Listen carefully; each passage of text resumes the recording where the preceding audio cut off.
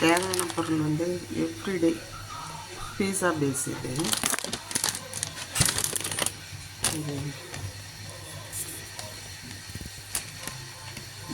பார்த்துக்கோங்க. அதாவது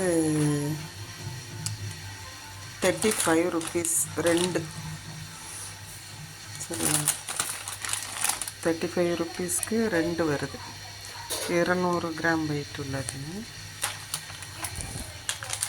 இது வந்து 75 rupees சீஸ் மில்கி மிஸ்டோடது. இது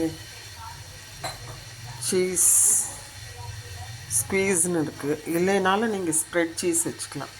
இதெல்லாம் தான் வந்து இப்போ பீஸாவுக்கு தேவை. மெயின் வந்து கார்ன் பீஸா. ஓகேவா, இது வந்து சளி அது இது இருந்தாலும் குழந்தைங்களுக்கு கண்ட்ரோல் ஆகும். அதனால கார்ன் பீஸா தான் செய்கிறது இப்போல்லாம். அவங்க கார்ன் தனியாக சாப்பிட மாட்டாங்க.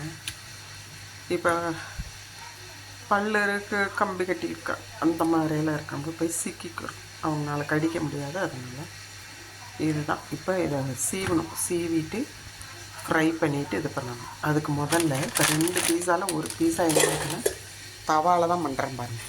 அவன் இருக்குது ஆனால் பண்ணலை. இது வந்து 2 சைடுமே நான் வறுத்துருவேன். கடையில் வந்து ஒரு சைடு வறுத்துட்டு அப்படியே மேலே தக்காளி சாஸ் போட்டு பண்ணுவாங்க. நான் அந்த மாதிரி பண்ண மாட்டேன். இது ஃப்ரெஷ் இன்றைக்கி வந்ததுன்னு டேட் பார்த்து வாங்குங்க. நான் வந்து டேட் பார்த்து தான் வாங்குவேன். இது வந்து எல்லாம் ஸ்குவீஸ் பண்ணி தக்காளி சாஸ் எல்லாம் தடவின பிறகும் மறுபடியும் ஒரு தடவை தவாவை சூடு பண்ணி கம்மி பண்ணி இது பண்ணேன். சரியா, இப்போ இதுதான் வந்து என்ன தேவையான பொருள்கள்னு காமிச்சிருக்கேன், பார்த்துக்குறேங்க.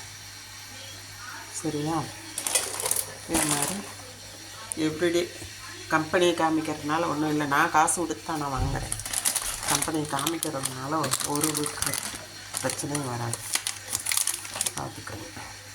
இன்றைக்கி தான் போய் ஃப்ரெஷ்ஷாக வாங்கிட்டு வந்து அப்படியே செய்கிறேன்.